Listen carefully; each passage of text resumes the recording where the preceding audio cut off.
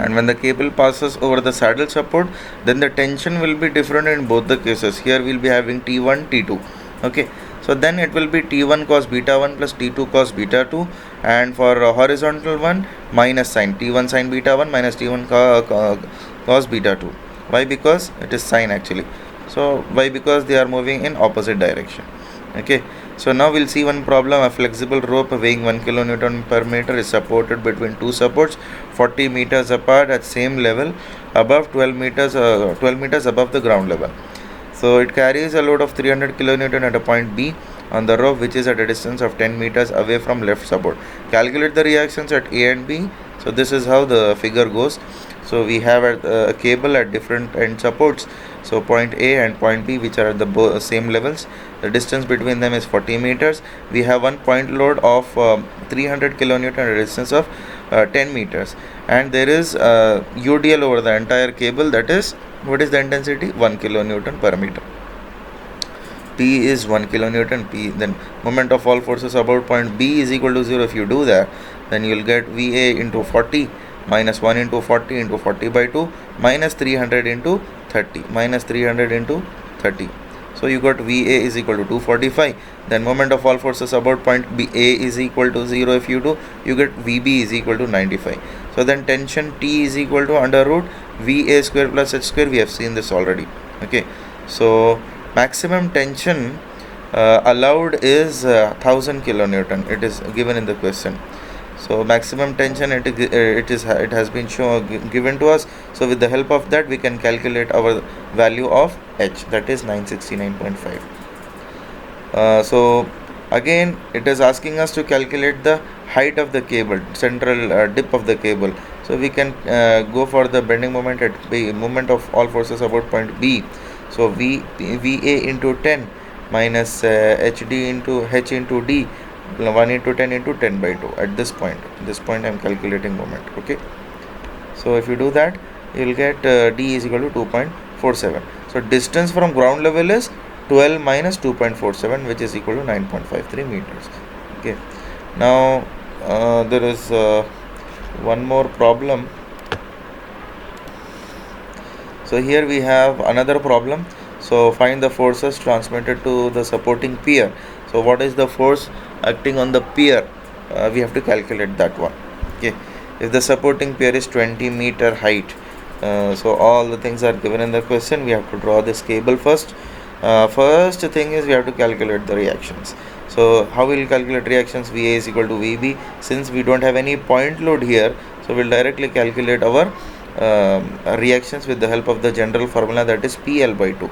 So PL by 2 is nothing but 6 into 150 by 2, you got 450. So VA and VB is equal to 450 kilonewton. H is equal to PL square by 8D. So 6 into 150 square in divided by 8 is constant value. What is D? D is the central dip. You got H is equal to 1125. Now tension, it is simple, VA square plus H square or V square plus H square, you got 1211.6.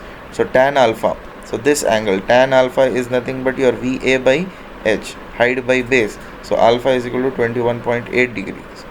So with this we can calculate vertical pressure on pier. Vertical pressure on pier is nothing but T sine 21.8 plus T sine 30. This is 30 degrees it is given.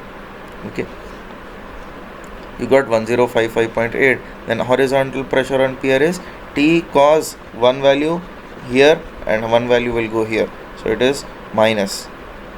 So this is how you calculate your vertical pressure and horizontal pressure on the pier when the load is passing over when the cable is passing over a guided pulley.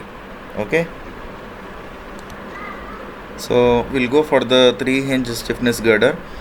So in case of 3-hinge stiffness girder, we'll take up directly one problem.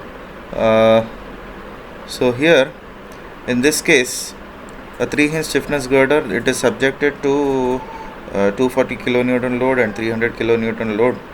And the very first thing, we'll try to split this suspension bridge into two parts. One part will be cable, another part will be the girder. Okay, so sigma y is equal to 0. We'll calculate first this portion. We'll calculate all the reactions VA and VB and similarly we'll calculate H, and we'll go for bending moment at C, which is equal to bending moment at C dash. Both the bending moment at this point and bending moment at this point will be same. So with the help of that we can calculate the intensity of the UDL, that is 5 kilonewton per meter. We got these two values.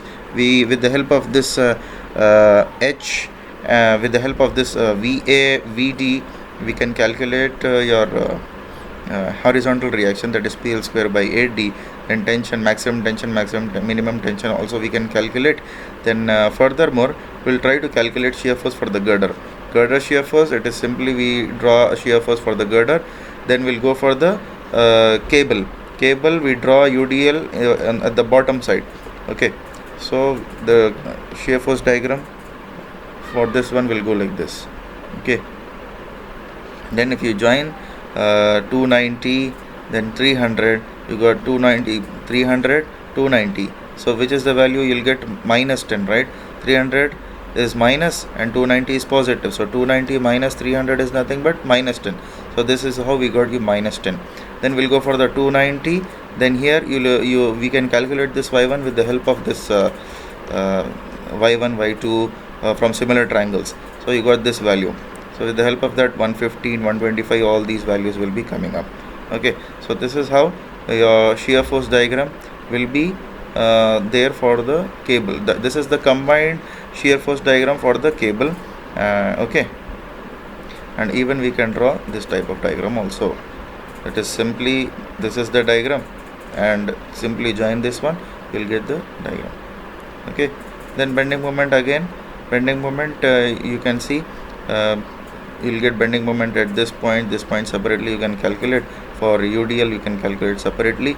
Then together you join this one in one figure, you will get this bending moment diagram. So bending moment, in the question they ask you to calculate bending moment at 40 meters. So bending moment in girder plus bending moment in cable will give you the total bending moment. Okay, so 290 into 40, 240 into 15 plus minus 300 into 40 plus 5 into 40 square by 2, you got minus 8000 which is equal to 0. That means bending moment in suspension bridge will be 0. Okay, another question is related to the length of the cable. A cable is used to support 5 kilonewton per meter over the span of 30 meters. Find the length of the cable required. Its cross-sectional area, find the required length of the cable, as well as we have to calculate the cross-sectional area also.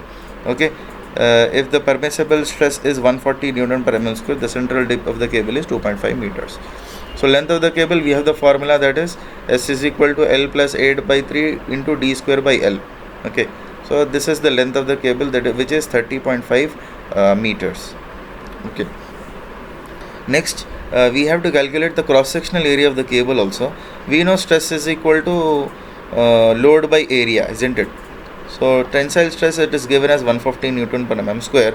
So tensile stress is nothing but load by area. So area, if you send there, you will get this one. So tensile load by tensile stress. Tensile stress is given as 140.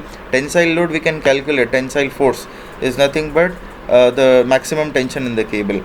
So it is nothing but your tensile load by tensile stress, 1694.07 mm square.